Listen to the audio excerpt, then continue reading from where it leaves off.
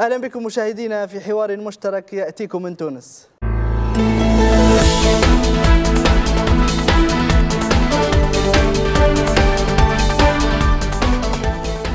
نستضيف اليوم مشاهدينا نخبة من سيدات ونساء ليبيا، وهن الأستاذة هالة سالم المصراتي، مستشارة إدارية ورائدة أعمال ومختصة في مجال التخطيط الاستراتيجي، الدكتورة فاطمة الحاجي، كاتبة وناقدة وعضو هيئة التدريس بجامعة طرابلس، والأستاذة إيمان المغيربي، ناشطة اجتماعية ومدربة تنمية بشرية وتحكيم أسري، وأخيرا وليس آخرا المستشارة نعيمة محمد جبريل، الرئيس بمحكمة استئناف بنغازي وعضو لجنة الحوار السياسي الليبي. مشاهدينا، نعلم جميعا أن المرأة الليبية تعيش اليوم أزمة مضاعفة بأزمة الوطن بما فيه من اختلافات وشقاقات وصراعات، وأيضا أزمتها التي تتعلق بمكتسباتها القانونية التي يرى البعض أنها في خطر. سنناقش فرص نجاح المرأة الليبية في هذه المرحلة مع جمهورنا الحاضر معنا هنا ومع ضيوفنا، فلنبدأ الحوار ونرحب بضيوفنا.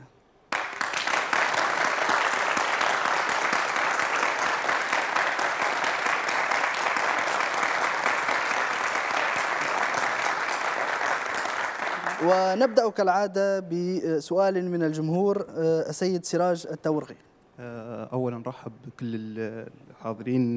السؤال للسيدات من خلال خبرتكم في مجال المرأة، هل رأيك أن وضع المرأة بعد فبراير أصبح أفضل؟ وخصوصا أن نحن نعرف أن قانون الأحوال الشخصية، والسيدة نعيمة تعرف بصفتها أنا مستشارة أن كان قانون الأحوال الشخصية الليبي يضمن حق المرأة بالكامل. السؤال الثاني سريعا للسيدة نعيمة جبريل، هل في رأيك أن تمثيل المرأة نجح في لجنة الحوار السياسي وضمن حقوق المرأة أو لا؟ واضح. نبدأ بالمستشارة نعيمة ومن ثم نعرج لكل ضيفتها. بالنسبة للسيد سراج، طبعا السؤال لا شك أن حين الرجوع لبدايات ثورة 17 فبراير لا شك أن المرأة كان لها دور كبير، بل كانت هي شرارة الثورة كما تعرفون.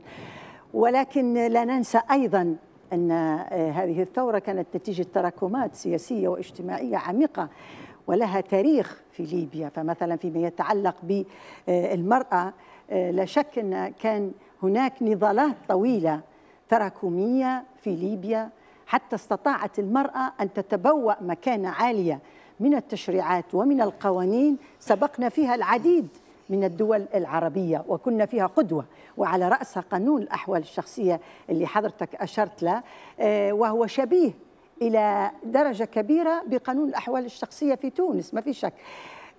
لا شك أن بعد التغيير وبعد الثورة بدأت تظهر قوة محافظة وبدأت تظهر علامات للتطرف في ليبيا، وهذه القوة المحافظة هي تقف في خندق واحد، أحيانا مع النخبة السياسية وأحيانا تقف في صف لوحدها، طبعا بالتعاون مع جماعات مسلحة. طيب، هل تراجعت حقوق المرأة ولا لا؟ نعم، وبالتالي بدأت كثير من المواقف وبدأت كثير من الحقوق تفقدها المرأة الليبية للأسف، وعلى رأسها طبعا إذا تذكروا الطعن الدستوري اللي رفع وكان بخصوص المادة المتعلقة بعدم الزواج بزوجة ثانية إلا بعد موافقة الزوجة الأولى وبتوافر شروط وحالات معينة، وخسرنا هذا المكسب الحقيقة بحجة أن هذا مخالف للشريعة الإسلامية.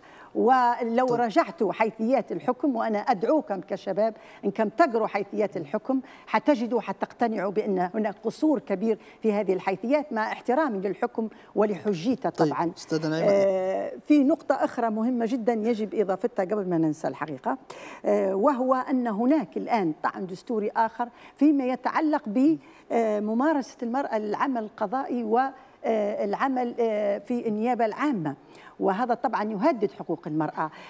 تذكرون يوم إعلان التحرير كيف كان موقف زميلي وأستاذنا المستشار مصطفى عبد الجليل حينما دعا إلى اتخاذ قرار أو قانون يتعلق بتعدد الزوجات.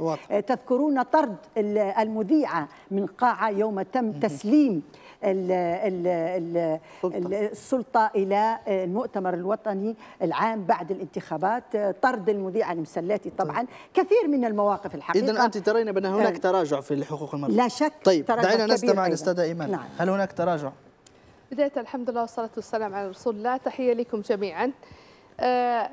أول نقطة نحب نوضحها أن المرأة الليبية لا تعيش في جزيرة اسمها ليبيا، جزيرة وحيدة لجزيرة نساء.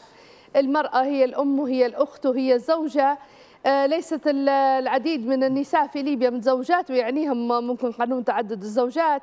هناك العديد من الفتيات. عندنا مشكلة عظيمة في ليبيا هي تأخر سن الزواج بالنسبة للليبيات الليبية التي حرمت من الزواج ومن نعمة الأمومة، لأن الشاب الذي يقابلها في العمر قد فنى في حرب بغيضة اسمها حرب تشاد، حرب أوغندا، حرب نيكاراغوا وما أبعدها عنا.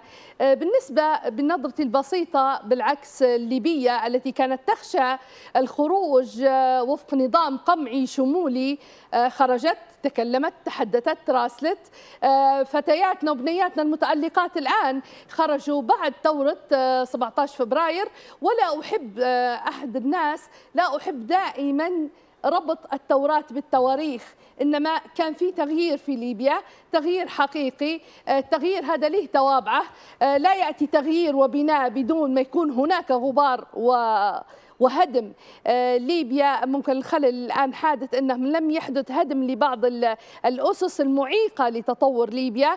الليبية رأيناها تخرج شامخة متحدثة دون أن تأتيها خفافيش لجان الثورية في الفجر وغيرها، فهذه من المكاسب صراحة بالنسبة لي. أستاذة هالة نفس السؤال. مساء الخير وشكرا على الاستضافة الكريمة.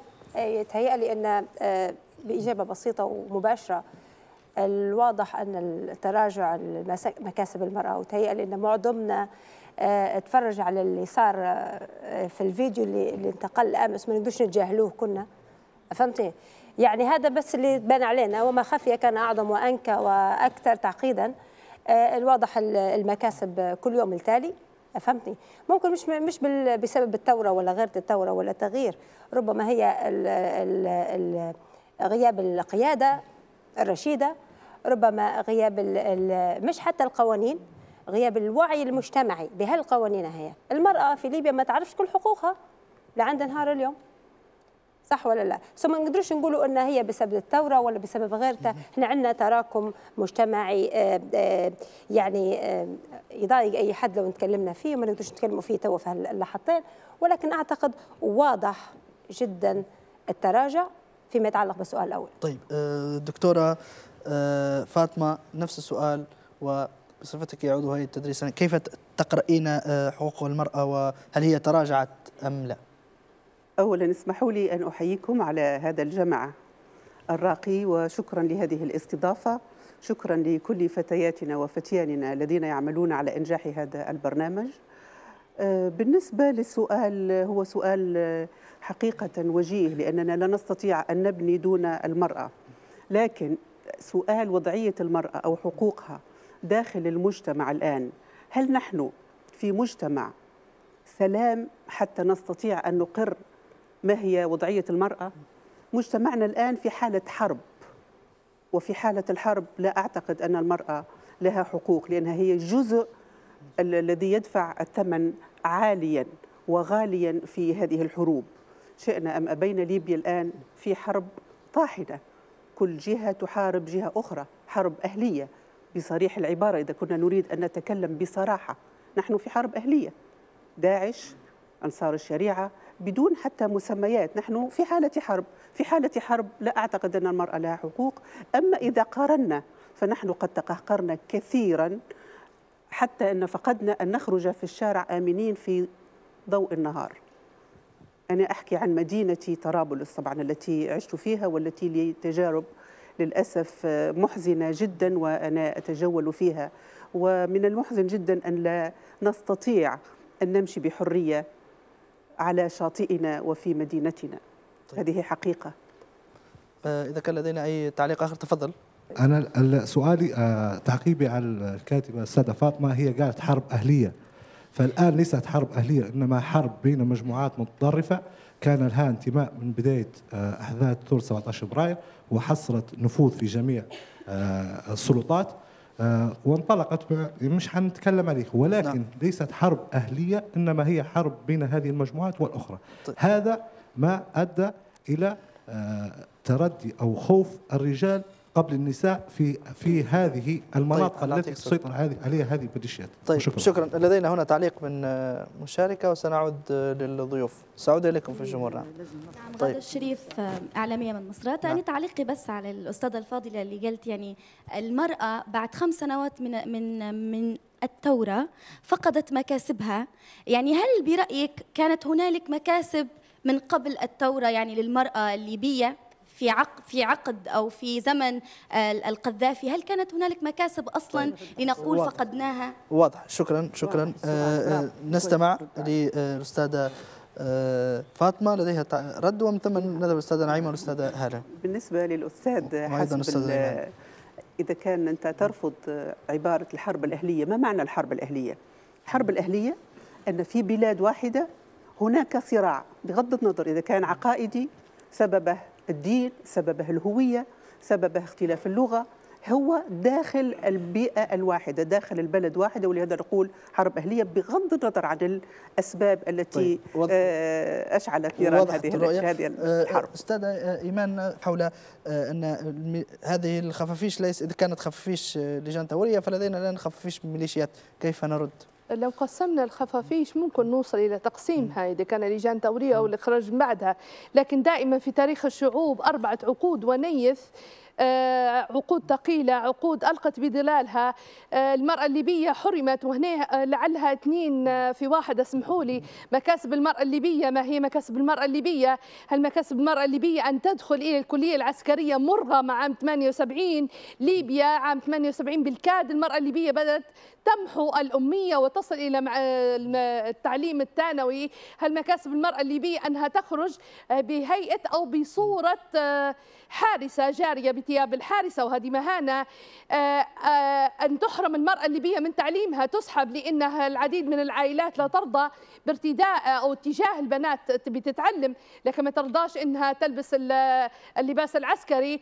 في انتهاك للطفولة حتى في المرحلة الإعدادية، يجبرنا على التدريب العسكري. خفافيش اللجان الثورية، هذا تاريخ لا يمحى بمحي العبارات. حرم من التعليم العالي لأنه إجبار أن يكون في المدرج الأخضر. هذا منهج دولة استمرت في 4 عقود ونيف، وهناك سلبيات. تاريخ آخر يكتب الآن، يعني تاريخ يسطر، ودورنا في صناعة هذا التاريخ. هلا تفضلي في رد على ما قالته. أنا شخصا بنرد على السيدة الإعلامية. نعم، كان في مكاسب، مش لازم احنا، لان احنا ما نحبوش النظام السابق، ما نحبوش، لكن مش نقولوش ان ما فيش مكاسب. توا نحبوا ايه؟ نحبوا ثوره.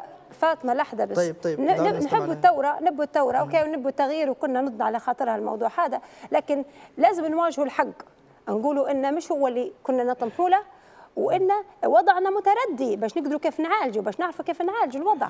طيب تفضلي ارجوك بسرعه. اسمح لي استاذ لحظه بس، خلينا بس نوضحوا ما المقصود بالمكتسبات. أيوة. احنا لما نتحدث عن المكتسبات نتحدث عن الدور التاريخي للمرأة الليبية اللي بدأ وواكب الحركة النسائية في العالم منذ أواخر القرن 19 ومطلع القرن 20.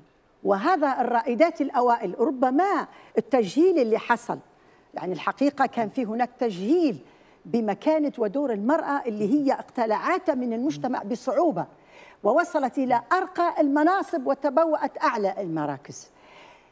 حق التعليم حصلت عليه من أوائل سنوات الخمسينات القرن الماضي. حق الانتخاب حصلت عليه بموجب الدستور في 1963 لما صارت وحدة الولايات وخرج الدستور الجديد.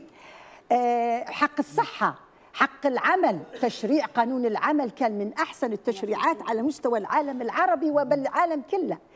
انضمام ليبيا إلى جميع الاتفاقيات الدولية، يعني ليبيا موقعة على 7 اتفاقيات بتاعت هيئة الأمم المتحدة كل جميعا من ابتداء من العهد الدولي والحقوق المدنية أو العهد الدولي الخاص بالحقوق الاقتصادية. نعم أيضا وهذا مهم جدا 3 اتفاقيات فيما يتعلق بالمرأة العاملة ليبيا موقع عليها منذ الستينات والسبعينات. هذا هو المكتسبات اللي نتحدث عليها بدون يا أخواننا يعني ما ندخل في تسييس مكتسبات المرأة الليبية. هذا دور تاريخي يجب كلنا احنا نحترمه ونقتنع به ونؤسس عليه ولا ننكره. إذا جت فترة وحصل في تسجيل بالنسبة لهذا الدور يجب الآن أن احنا ننفتح عليه. صحيح حصلت مكتسبات بإرادة سياسية، أنا لا أنكر ذلك، ربما كان في بعض المكتسبات بناء على الإرادة السياسية ولم يصاحبها بنى كاف في البنى التحتية، بحيث أن مرات نجد أن حتى ذات المرأة نفسها هي في ذاتها غير مقتنعة ببعض القوانين ولا تعرف حقوقها زي ما أشارت الأستاذة هالة. فرجاء يجب عدم الخلط بين الدور التاريخي ومكتسباتها وبين ما احنا الان موجودين فيه ورجوع في هذه المكتسبات. وانا ذكرت لكم بعض الامثله وذكر الاخوات بعض الامثله، ولكن هذا لابد منا في مرحله التغيير والانتقال الديمقراطي لظهور زي ما قلت قوه محافظه قد تدفع فعلا في اتجاه ان المراه تفقد. سنستمع الى سؤال اخر من محمد عبوده. سؤالي بالنسبة للعمل السياسي للمرأة، هل أثرت الصراعات السياسية الموجودة حاليا في ليبيا في دور المرأة في عملها السياسي؟ وهل تم استغلالها في الموضوع هذا؟ ثاني حاجة، أم أن المرأة هي نفسها كانت سبب أصلا في المشاكل السياسية اللي نشوفوا فيها في ليبيا ولقسمة الشعب الليبي إلى عدة شعوب كيف ما نشوفوا تو يعني. طيب نستمع للأستاذة دكتورة فاطمة. يعني هل يعني سؤال السائل واضح، يعني هل المرأة سبب أو هل أثرت الصراعات على دور المرأة؟ بالتأكيد الصراعات أثرت تأثيرا كبيرا على وضعية المرأة، على وجودها، على كينونتها، على هويتها. الآن عندما نسأل من أنا في داخل المجتمع الليبي في الأوضاع الحالية، أنا عضو إلى حد كبير الآن لا أملك حقوق، لا أملك حتى حرية المشي في الطريق بحرية بسلام. ما هو الدور الذي أستطيع أن أفعله الآن أمام هذه الحروب؟ نحن كما قلت سابقا نحن في فوضى عارمة، في جحيم الآن. ليبيا تعيش الجحيم، الأطراف متنازعة، القتال، الأمن غير متواجد. كيف تستطيع المرأة أن تؤدي أي دور الآن؟ هذا إذا نظرنا إلى الواقع العملي. لكن إذا نظرنا بالنظرة التفاؤلية نقول نستطيع أن نفعل الكثير، ولكن هذه نظرة مثالية ليست حقيقية. أنا مستعدة إلى أن أعمل من أجل بلدي، لكن ماذا أستطيع أن أفعل وأنا مهددة إذا كتبت، إذا مشيت، فما بالك لو حمل الإنسان السلاح أو. طيب أستاذة إيمان، نفس السؤال، يعني كيف أثرت الصراعات السياسية على دور المرأة؟ التجربة السياسية الحرة في ليبيا تجربة وليدة، تجربة حديثة جدا على الرجال والنساء، لكن لعل أن الصراع والتخبط الأساسي كان من الرجال واستغلالهم لدور المرأة في البداية، استغلال الثلث المعطل، استغلوا العدد لكسب الأصوات، لم توظف التوظيف الصحيح. هذه وجهة نظري البسيطة، موضوع سياسي لعلي اني اقتربت منه قليلا، لأن صراحة موضوع عميق جدا. فتجربة البلاد الحديثة كانت انعكاسها، استغلوا الحراك المدني، استغلوا حركة التجمعات النسائية اللي كانت دورها عظيم جدا جدا جدا صراحة.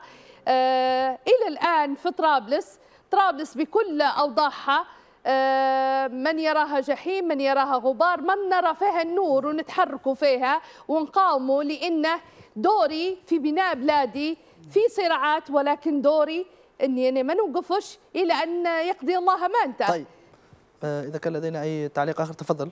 يعني المرأة ما كانش لها دور أساسي في الصراعات الموجودة تو، يعني احنا لتو ما شفناش مثلا تكتل للمرأة، مجموعة نائبات أو مجموعة برلمانيات يعني طلعوا قال إن احنا معترضين على الحاجة دي لأن ما خديناش حقنا، ولكن ديما نشوفوا في المرأة واقف معها رجل، ديما اللي يتكلم هو الرجل، ديما يعني المرأة ديما موجودة في الخلف.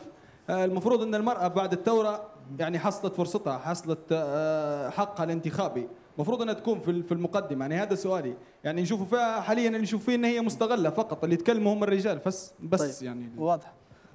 أستاذة هالة ومتمسعودة للمشاركة. الحقيقة أن المرأة هي من الفئات الهشة خصوصا في فترات النزاعات، أو يقولوا لها السلام المستقر، السلام الغير مستقر. السلام الغير مستقر هي اللي عايشينها توا، كل مرة نسمع في عركة صايرة في مكان وحرب صاير في مكان وكذا، ما نقدرش نقولوا أن هي حرب شمولية أو حرب كاملة. بطبيعة الحال أن باعتبار المرأة فئة هشة، فهنا أخذت الدور التابع مش دور اللاعب الأساسي على الأرض.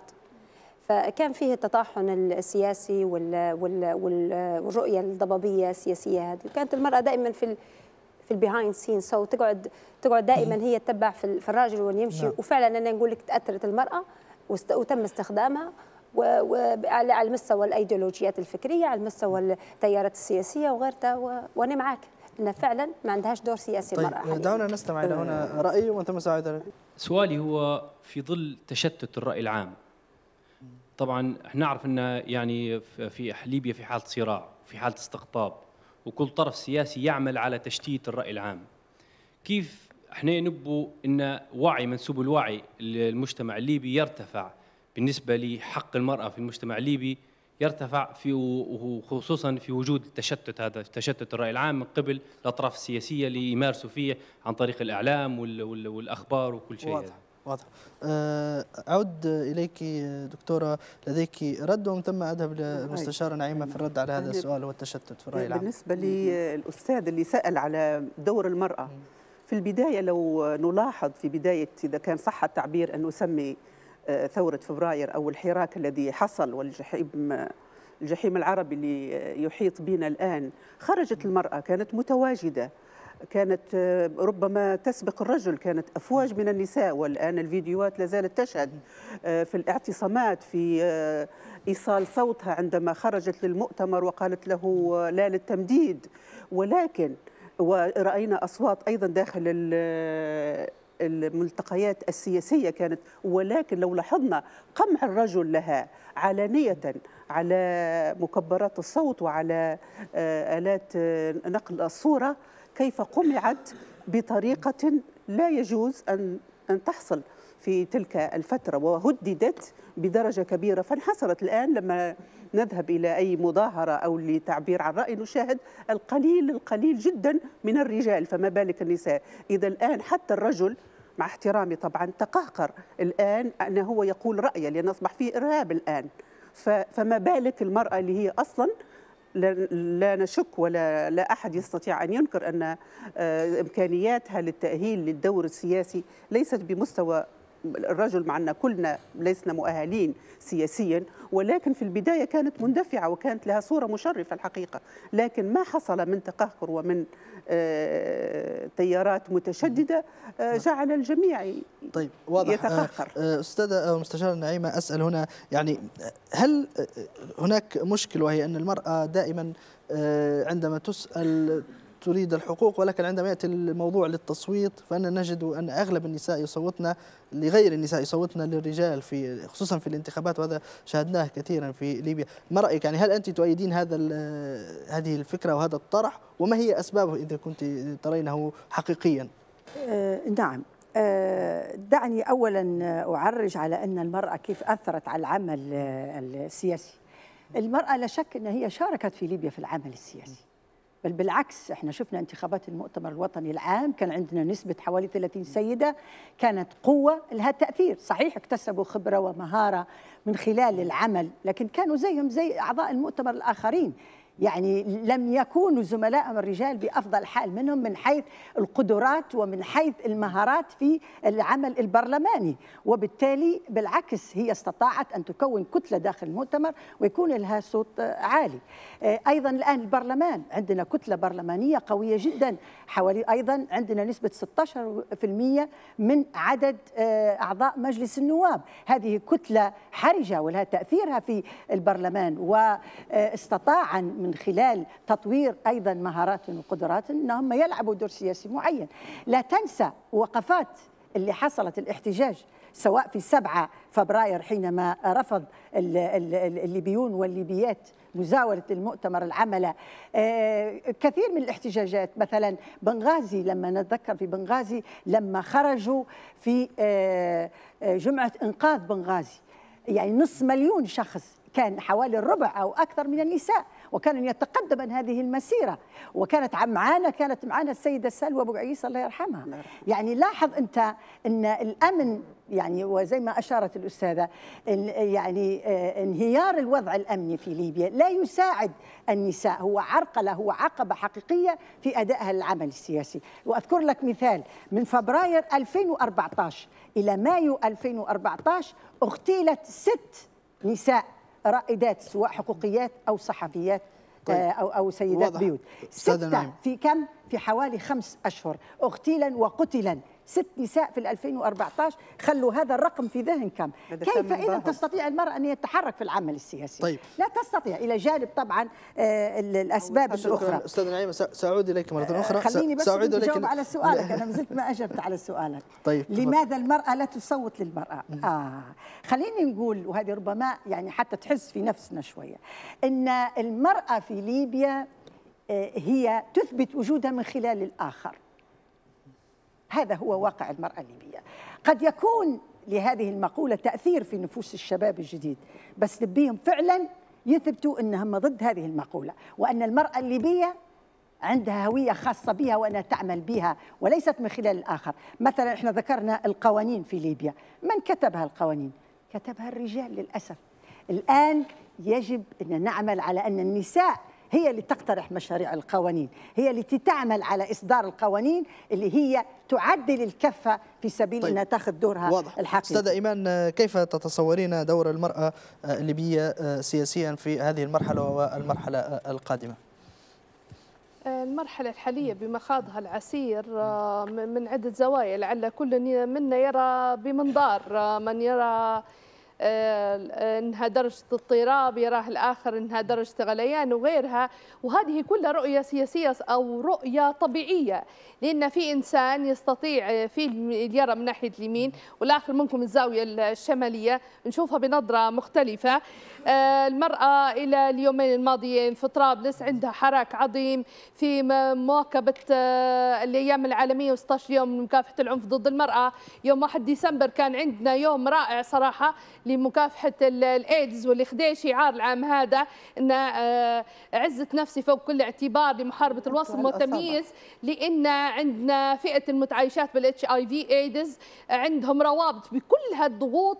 لما نشوف الصور المشرقة من نساء وتراكم جدول الأعمال في اجتماعات وحراك رائع صراحة يقول إن في نور ونور قوي، وإن في أرض رغم الصعاب اللي فيها في من يصنع خطوات ممكن حتبان بعد وقت لأنها خطوات ناعمة ولكنها ثقيلة بإذن الله. طيب، هل هناك سيدات من طرابلس يؤيدنا وينفينا؟ تفضلي. بالنسبة للوضع في طرابلس، كوني أحد الناس من طرابلس، على قد أن في نساء تبي تشارك وتبي تقدم شيء في طرابلس، بس بالوضع الراهن اللي قاعد في طرابلس شبه امبوسيبل انك انت تديري شيء، يعني لان بتطلعي بتلقيهم على ابسط شيء يحاسبوك، على ابسط حاجه يوقفك يقول لك لا انت وين اهلك، لا انت وين ابوك، لا انت باهي انا بقدم شيء يا راجل، انا بنعطي حاجه لبلادي. ففي جميع الابواب كلها مسكره. فالمراه حاليا في الوقت الحالي ممكن الحاجات البسيطة اللي قاعدين نقدموا فيها ما بين جمعيات ومؤسسات خيرية، بس كدور مهم كدور فعال في الدولة مش قادرة المرأة ولا حاجة تقدر تديرها، حتى كونها إن هي في السوشيال إن هي تعطي تعليق ما لشيء ما يخشوا لها على صفحتها وأنت كيف ليك وأنت، وممكن تتعرض لبعض التهم أو إن هي تسب أو تهان في عرضها. يعني ففي الوضع الحالي يعني مستحيل. هل ترين أنه هو المجتمع هو السبب، يعني هو الذي يقهر، ولا الأوضاع هي السبب، ولا إيش من السبب؟ ما هي الأسباب؟ نقدر نقول اثنين. المجتمع، لأن المجتمع بالنسبة للعنصر الذكري ما خلاش المرأة تاخذ الحرية، ما احترمش دور المرأة، حاول انه هو يجاهلها، لا انت امراه، لا اسكتي، لا انت امراه مالكش دخل، باهي دارت مشكله خليها تاخذ المراه حقها، علاش لا؟ ما دام هي في الطريق الصحيح خليها تاخذ حقها. طيب، نستمع هنا الى راي اخر، تفضل. نحن نعلم بأن حقوق المرأة هي فكرة غير مستوردة طبعا، هي فكرة موجودة في الدين الإسلامي. لا ننسى الشفاء التي ولاها سيدنا عمر على سوق المدينة، وهذا يعتبر مركز وتولية للمرأة في ذلك العصر. ولا ننسى دور السيدة صفية ودور الكثير من النساء في العصر الإسلامي. فالبعض يظن بأن هذه الفكرة مستوردة من الغرب، بالعكس هي فكرة حقوق المرأة موجودة في الدين الإسلامي منذ 1400 سنة، ليس اليوم أو أمس. ولكن أريد شخصيا أن أعرف ما هي حقوق المرأة بالتحديد. أريد تعريف جامع لحقوق المرأة، ما لها وما عليها المرأة، لأن هذا الأمر فيه لبس كبير صراحة على المتلقي. نعم. نسمع بحقوق المرأة كثيرا ولكن لم نسمع أحدا يعني يحدد ما لها وما عليها. طيب شكرا. هذا من هنا سأبدأ، وهو سؤال لضيوفي، وهل يوجد تعريف مشترك أو محدد للمرأة؟ وأبدأ مع الأستاذة هالة. بخصوص التعريف لحقوق المرأة، ما فيش تعريف جامع شامل تعرف فيه تقول للمرأة هذا حقها وهذا مش حقها. لا، مش هيك العملية أوسع من هيك. ماشية على مثلا لو نتكلموا على حق المرأة في التعليم، حق المرأة الحامل في الرعاية الصحية المبدئية، أو اللي يقولوا لها البرايمري هيلث كير، أولية. نعم. فهمت الأولية؟ فهمت كيف ولا لا؟ هذه كلها تعتبر حقوق.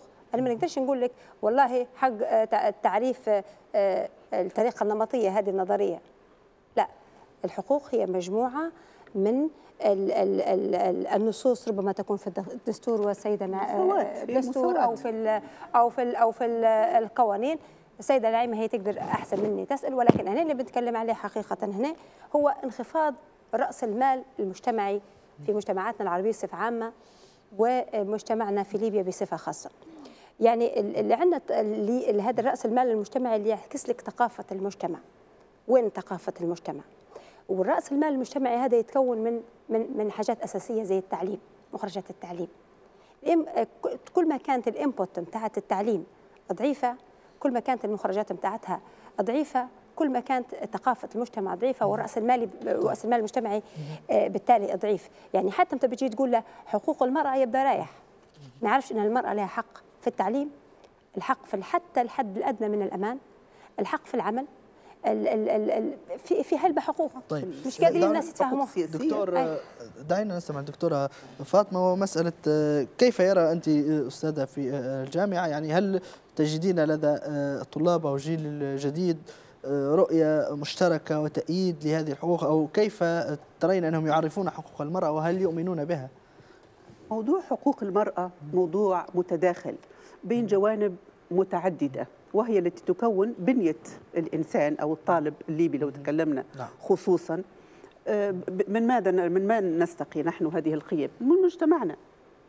منذ البداية نحن ننشئ الشاب بطريقة مختلفة عما ننشئ عليه الفتاة. هذا يؤثر جدا في منظورنا للمرأة أو لحق المرأة أو لوجود المرأة أو أين تقف المرأة. لا تقف على مستوى الند بالنسبة للرجل منذ الطفولة، ثم بعد ذلك في التعليم، ثم بعد ذلك في الحقوق السياسية. أنت يعني نلاحظ أن الحقوق السياسية ليست موجودة، ليس هناك مساواة. فهذه النتيجة تخرج لنا بالإضافة إلى الموروث بكل تصانيفه من تراث ومن مقدس، كله يعطي نظرة دونية أو أقل مستوى من مستوى الرجل. وهذه طبعا معظم الطلبة هذه هي وجهة نظرهم، نتاج هذا المجتمع. نعم. طيب أستاذة إيمان، سأعود إليك أستاذة نعيمة. أستاذة إيمان، في نفس السؤال وهو تعريف حقوق المرأة، هل من الممكن أن نجد تعريف مشترك يتوافق عليه الجميع لحقوق المرأة في ليبيا؟ المتسائل الكريم أشار إلى نقطة أساسية لمكونات أو أسس انبثاق القوانين للشعوب، إما تكون مرجعيتها دينية أصيلة أو مرجعيتها وضعية، قوانين وضعية. لما فقدت في ليبيا أنه العدو الأول لما طمس أن القرآن الكريم فقط هو شريعة المجتمع، ما فيش حاجة اسمها سنة، صار نوع من الغيبوبة لديننا وما هو الحقوق العظيمة اللي الله عز وجل أولاها وأعطاها للمرأة. لكل حقوق وواجبات، المرأة لها حقوق والرجل له حقوق، المرأة لها واجبات وللرجل عنده واجبات أيضا، ولكن التبيان العظيم هذا مثلا حق الحياة مكفول للبشرية جمعاء، في عندنا ضوابط تساوي ما بين المرأة والرجل، في تكاليف تساوي ما بينهما، وفي تكاليف ترتفع فيها المرأة ارتفاع رائع لما تكون أم، وإن منزلتها ترتفع 3 مرات عن الأب بتفصيل عظيم الله عز وجل الذي أباح للمرأة الذهب والحرير وحرمهم على الرجال.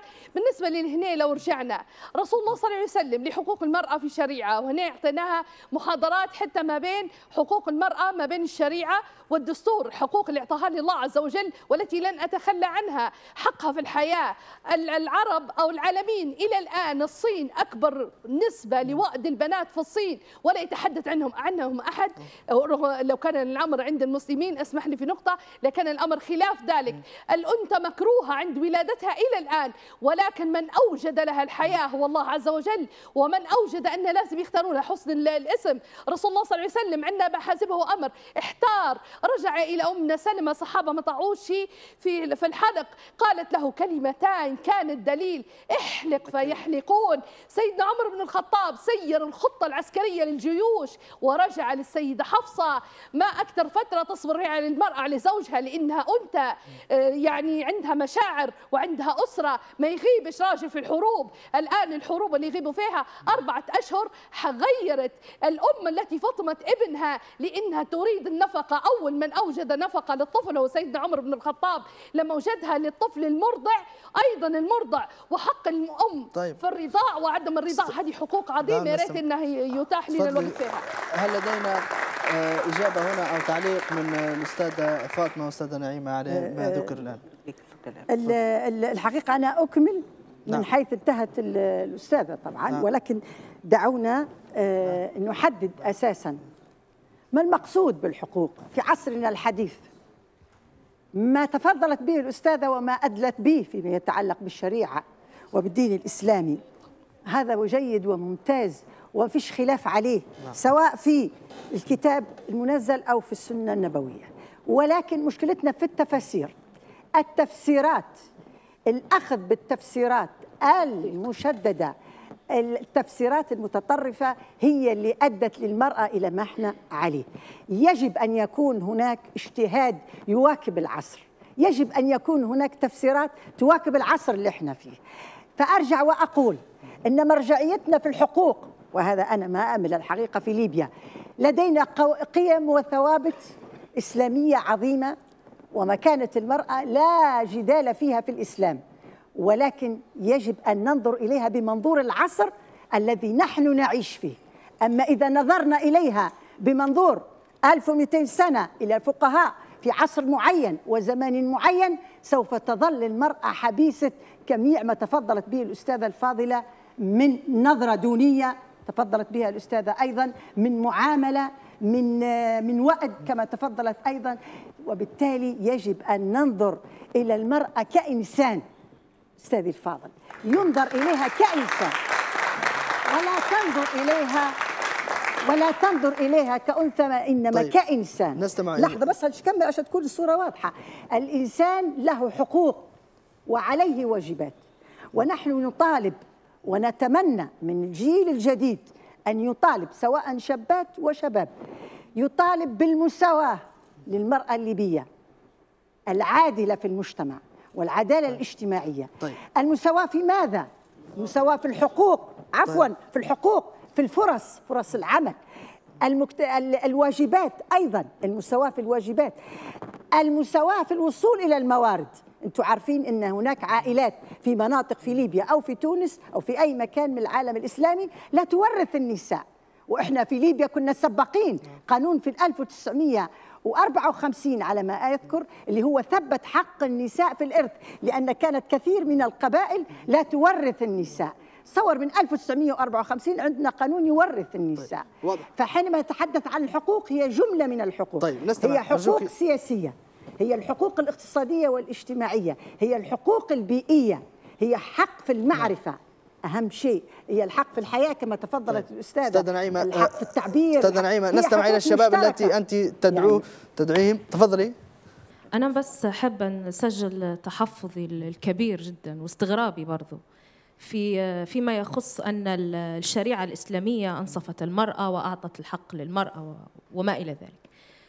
عندنا أمثلة بسيطة جدا كان فيها الحق المدني أو القانون المدني مع المرأة أضعاف مضاعفة من ما كانت الشريعة مع المرأة. أمثلة بسيطة في عجالة حنقول، سامحني رأفت، موضوع الميراث، موضوع الزواج القاصرات لو نجول الشريعة هذا مجاز في الشريعة، موضوع تعدد الزوجات، موضوع ملك اليمين، موضوع الولاية. فيعني خلونا نحاولوا نكونوا دقيقين أكثر في استخدام المصطلحات، ونكونوا دقيقين أكثر في رصد التاريخ سواء كان الإسلامي أو الإنساني أو العربي. وشكرا. باهي حاضر. تفضل. شريف. نعم. صالحة الشريف من بنغازي. تمام. ما نقدروش ننكروا كلنا، أنا نقول جميع الموجودين اللي قاعدين ما نقدروش أن المرأة، نقدروا ننكروا أن المرأة اغتصبت حقوقها بالفترة من 5 سنوات إلى الآن. اغتصبت حقوق المرأة بعيدا عن المرأة السياسية، بعيدا عن المرأة الإعلامية. الران حد يقول لي في دكتورة توا تقدر تمسك في الليل في المستشفى، الران حد يقول لي في موظفة في المصرف ما عرضتش لإهانة معنوية وجسدية ولفظية، الراهن حد يقول لي ان المراه ما تعرضش للاشياء هذه. نحن في ظل نبو حقوقنا نحن العاديه، حقي في العمل، حقي في الدراسه، هذا حق مكتسب، ما فيش حد يقول لي هذا حقي انا، من حقي اني انا نعمل ومن حقي اني انا ندرس. كيف ممكن ان نحن في ظل النزاعات والحروب والانفلات الامني نرقوا بالمراه الليبيه اللي كان لها تاريخ مشرف عبر العصور؟ هذا هو نقاشنا اليوم، نبغى نعرف الشيء هذا. طيب لدينا هناك مداخله اخرى، تفضل سيدي. السلام عليكم. طبعا اعتقادي الجازم أن المشكلة مش في إعطاء حقوق للمرأة الليبية، لأن في قيم اجتماعية وثقافة لمجتمع لازم تندثر، لأن القانون مهما كان لو في قيم اجتماعية محاصرة للمرأة في مختلف النواحي ما بيغير شيء القانون، لأن مجتمع ليبي تحكمنا ثقافة معينة واجتماعيات معينة لا مستحيل نتجاوزوها. باعتبار أن رأيي الشخصي أن المرأة بعد الثورة أعطيت حقوق، دليل على ذلك أنها أصبحت برلمانية، أصبحت في هيئة صياغة الدستور، أصبحت في وزيرة، في وزراء منصب وزاري تقلدوا نساء. والخلل من يمثل المرأة الليبية؟ من هي التي تمثل المرأة الليبية لكي تستطيع أن تنتزع هذه الحقوق؟ هذه المشكلة. كوتا، خصصت كوتا في قانون الانتخاب للنساء، لكن للأسف الشديد من يمثل المرأة في المرأة الليبية في البرلمان الليبي لم يستطع أن تكون ممثل حسن لهذه المرأة اللي نتشرف بها. واضح. سؤال هنا، هل الثقافة الاجتماعية أو ثقافة المجتمع هي عائق أو أصبحت عائق أمام تقدم المرأة وتبوءها للمراكز التي مفترض أن تكون فيها وأن تجني مزيد من الحقوق؟ تفضل أستاذ هاني. بالنسبة لي إن لا أقول تعقيب ولكن من باب إكمال النقاش. نعم. إن في قوانين مدنية أعطت أكثر من الشريعة. ريت أنها تمنيت، هي أعطت مثال لكن ما فصلت ليش. الله عز وجل أكرم المرأة وسمى باسمها سورة عظيمة، سورة النساء، ولم ترد وهي سورة المواريث. سمى الله عز وجل سمى السيدة مريم العذراء بتفصيل عظيم، وهي السيدة العفيفة الوحيدة المنفردة، وكيف أرسل لها وكيف نفخ الروح بسيدنا عيسى. الميراث أكرم الله عز وجل للمرأة وذكرها أم وذكرها بنت وذكرها ربيبة وذكرها أخت وعمة وخالة. الربيبة الصغيرة وذكرها القواعد، النساء الرائعات صاحبات الخبرة، القواعد من النساء. الميراث المرأة ترث، يحاجون بقضيتين، إن للرجل مثل حظ الأنثيين وهو في باب واحد وهو عند باب الأخوة، لأن المرأة لا تنفق على نفسها ولو كانت مثقلة بأطنان من الذهب. الرجل مجبر على الإنفاق على المرأة، هذا واجبه، والمرأة لها كافة حقوقها المالية وذمتها المالية المستقلة نهائيا عن الرجل. المرأة ترث، ومن ظلم المرأة مجتمعيا، الظلم ظلم اجتماعي وليس ظلم شرعي. المرأة ترث مثل الرجل عند الأب والأمة وعند كل واحد منهم السدس، الباب عظيم. المرأة لا تزوج وهي قاصرة في ديننا أبدا. المرأة من حقها اختيار الزوج، المرأة من حقها المفاضلة ما بين ما يأتيها خاطب، المرأة ملكة بكل ما تحملها كلمة المعنى. طيب خلينا نستمع للأستاذة فاطمة. طيب خلينا بس نخشوا في صلب الموضوع. أرجوك أستاذة نعيمة نستمع تعقيب وسننتقل لموضوع آخر. بكري في منسأل عليش إن هي الحقوق المرأة. طيب. حقوق المرأة إن هي تعامل كإنسان زيها زيك ببساطة هيك. طيب اللي أنت من حقك تديرها هي من حقها تديرها وتعيشها. طيب. مثل ما كملتش أنا لو سامحني. تفضل. لأن الكلام تفضل. أنا الكلام اللي سمعته هنا صادم بالنسبة لي. يعني لازم نتكلم. تفضلي من منعك. المكتسبات ما هو يعني على اعتبار ان الوقت أرجوك في عجالة يعني. بالنسبة للمكتسبات بكري اللي سألوا على شنو هي مكتسبات المرأة قبل 2011، واحدة من المكتسبات اللي ما تكلمناش عليها المكتسبات القانونية. عندنا مكتسبات، عندنا كان قانون فيه هلبة بنود في القانون كانت تحمينا كنساء، واللي هي تم تعديلها من ضمنها أن الرجل يقدر يتزوج على مرته، والأستاذة قالت على خاطر الرجال النساء هلبة وما لقوش من يتزوجهم. هذا مش مبرر نهائي. أنا كمرأة لا أرضى أن يغشني زوجي والقانون هو يكون يدافع عليه وهو اللي يحرض فيه على الحاجة هذه. بالنسبة لي علاش المرأة مش موجودة في الحراك السياسي؟ مثلا احنا عندنا الكوتا ما كانتش مخصصة للمرأة، لا الكوتا اشتغلت عليها المرأة. شكرا. وهذا واحد من الحراك السياسي اللي دارتها المرأة. الكوتا اشتغلت عليها المرأة هلبة ونادت المرأة هلبة باش خذت الكوتا هذه. طيب واضح. دكتورة فاطمة بسرعة. قضية المرأة الحقيقة التداخل في نقاش وضعية المرأة في الشريعة وفي القانون هذا باب كبير جدا يصعب نقاشه في الوقت الحالي، ولا يمكن أن نصل إلى حل يرضي الجميع، لأن على مدى قرون والفقهاء والمفسرون يتفاعلون، وصعب جدا أن نضع أي تحديد قانوني أو وضعي، لأن وجهات النظر مختلفة في تفسير النصوص، ولكن لا أحد يختلف أن احنا ممكن بالنقاش نصل إلى حلول ترضي الجميع. طيب هنا أسأل عن دور المرأة في تحقيق السلام والسعي ودعم كل عمليات الحوار الحاصل الآن وعلى يعني والتي تحصل في كثير من الأحيان على استحياء.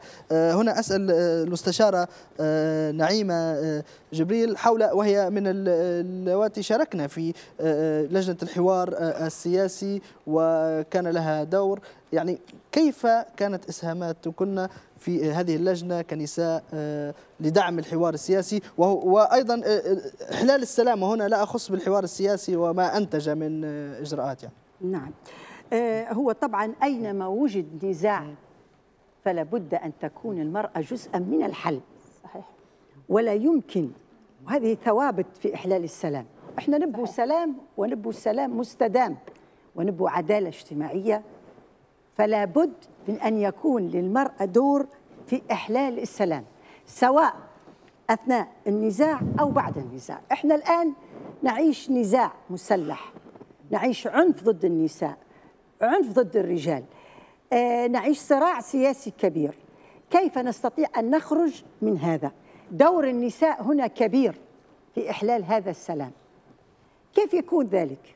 لابد من إشراكهم سواء في المفاوضات أو المصالحة الوطنية أو في العدالة الانتقالية أو عودة الشرطيات وضابطات الجيش لأداء دورهن، وعودة ضابطات الشرطة أيضا لأداء دورهن، لأن من خلال الإصلاح القضائي والإصلاح الشرطة نستطيع أن احنا نعمل على إحلال السلام. فلا بد من أن يكون هناك حتى نصل إلى سلام مستدام. لا يمكن حتكون شرعية يا أخواننا أي اتفاق سياسي أو أي سلام يبنى بدون أن يشاركوا فيه النساء هو معرض للخطر، وهذا من خلال إحصائيات. يعني الاتفاقات السياسية، في هناك دراسات، الاتفاقات السياسية اللي تمت هناك نسبة حوالي 25% من الاتفاقات نجحت لأن كان فيها تأثير النساء قوي. النقطة الأخرى، كيف يتم إحلال السلام؟ إحلال السلام يتم على مقاربة القاعدة والسلام. من فيه القاعدة؟ المجتمعات المحلية، البلديات، دور النساء فيها، دور النساء في جمع السلاح، دور النساء في إعادة تسريح المجندين، دورها أيضا في إعادة الإعمار، دورها على طاولة المفاوضات. وأنا هنا أعود للسؤال الأستاذ وأقول أن كانت يعني مشاركتنا الحقيقة فاعلة وقوية للأمانة في من خلال مسارين أو من خلال السياقين. السياق الأولى وهو أن احنا شاركنا، كنا صانعات قرار فيما يتعلق بالاتفاق السياسي وما وصل إليه. نحن شاركنا في هذا الاتفاق وكنا صانعين قرار فيه. فيما يتعلق بحقوق النساء هناك مكاسب كثيرة في الاتفاق، وتستطيعوا أن تطلعوا على الاتفاق، وأدعوكم إلى قراءته بتمعن وبروية والوصول إلى جميع المكتسبات التي حققتها المرأة في هذا هنا بعض التعليقات حول دور المرأة في إحلال السلام، لنركز على هذا الجانب. إذا كان لدينا أي تعليقات تفضلي. السلام عليكم. سارة سعيد، إعلامية من طرابلس. في سياق السلام، في فئة من النساء المهجرات بسبب زوجها كان في النظام السابق أو أمها كانت ضابطة في النظام السابق، وحلمهم إنه يخشوا لليبيا. تبي تخش لليبيا، تبي تقول لك أنا بموت حتى في ليبيا، نبي نخش. وين دور السلام في هالفئة هي؟ شكرا. تفضلي أستاذة هالة، إذا كان لديكم تعقيب على هذه النقطة، يعني كيف يمكن أن ننهى المرأة عن هذا الصراع القائم؟ دائما هنا. تفضلي. لا تسكي هنا، لا تسكي، خلص نقعدش نعزم على بعضنا. يلا تفضلي. هذا من الخلل في القوانين أو الخلل اللي صار. أنا نحب نشير لشيء، لما حد شاهد حوارنا أو الجزئية الكبرى يقول إن إحنا قاعدين في دولة الخلافة الإسلامية ونكبة ليبيا من الإسلام. إحنا قاعدين في عدد من الحكومات تقريبا كلها مدنية، مش ما نستخدمش أي تعبير ثاني.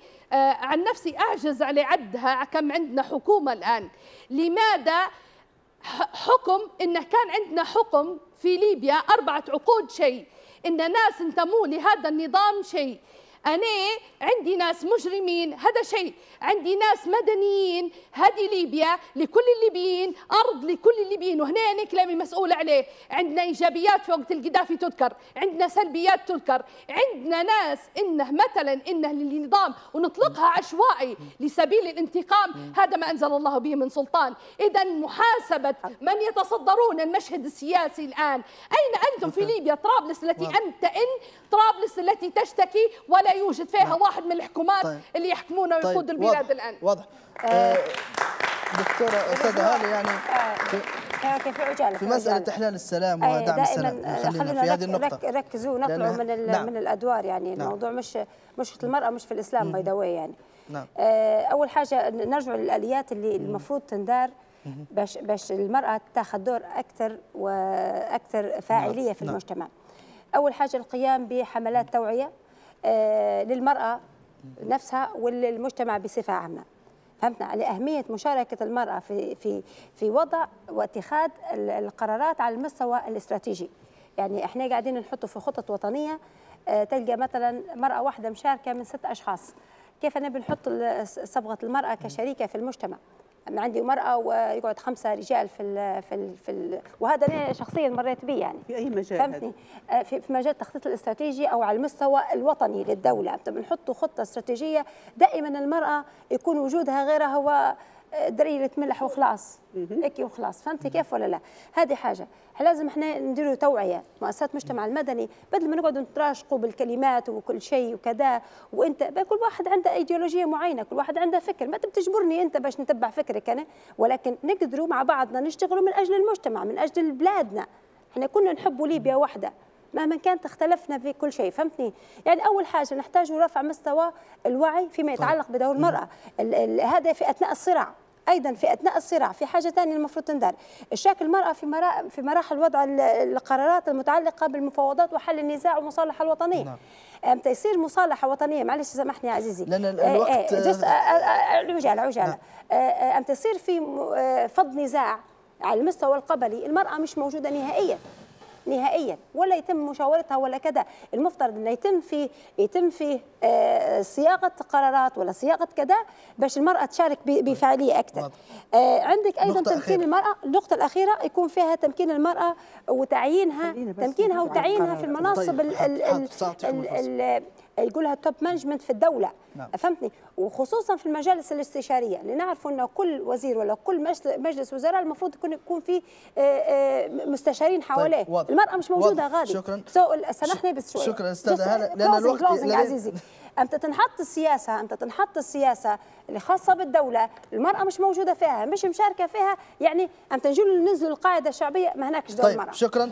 في كلمة أخيرة كلمتين لكم أقول للأستاذة اللي عرضت مشكلة التي لا تستطيع أن تدخل ليبيا، نحن شركاء في الوطن عزيزتي، وهذا احنا مش مسؤولين عليه. هذا احد الاخطاء اللي ارتكبها طيب. المجلس الوطني الانتقالي. واضح. واحد الاخطاء اللي ارتكبها امتى لما حصل قسمه في المجتمع واشاروا الى هذا بالبنان، هذول ثوار وهذول فاطمه طحالب وهذول مش عارف. هذه مش مسؤوليه هذه الفتره الحاليه اللي احنا نحكوا عليها، مسؤوليه فتره السلام. في كلمتين ارجوك. ايضا المؤتمر الوطني العام باخراجه لقانون العزل السياسي، هذا مهم جدا للتوضيح. قانون العزل السياسي كان نكبه على ليبيا بصراحه. شكرا استاذ نعيم. وهو اللي وصلنا الى ما احنا فيه. شكرا. تفضلي استاذه فاطمه. نحن شركاء دكتوره فاطمه. شكرا.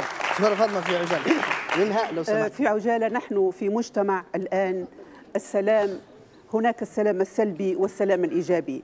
السلام السلبي هو اللا عنف او اللا حرب، ونحن نعيشه. شكرا. وفي غياب حكومه قادره على سن القوانين والمساواة لن نستطيع أن نفعل شيئا، مع احترامي لكل هذه الاقتراحات التي جميعا. شكرا لكم جمهورنا، أشكركم جميعا على مشاركتكم وحضوركم هنا. مشاهدينا أيضا لكم الشكر على حسن المتابعة. تقبلوا مني أنا رأفت بالخير التحية، كنت معكم في حوار مشترك وإلى اللقاء.